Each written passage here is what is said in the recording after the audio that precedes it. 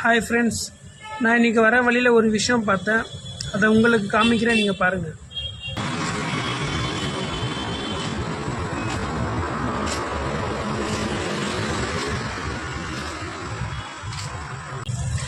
இந்த மாதிரி ஃபோட்டோஸ்லாம் இந்த இடத்துல ஏன் இருக்கு? நீங்கள் தெய்வீகமாக வீட்டில் வச்சு பூஜை பண்ணுறீங்க, அது ஃபோட்டோ கீழே வீழ்ந்து உடஞ்சவொடனே இந்த மாதிரி இடத்துல எடுத்து வச்சிடுறீங்க.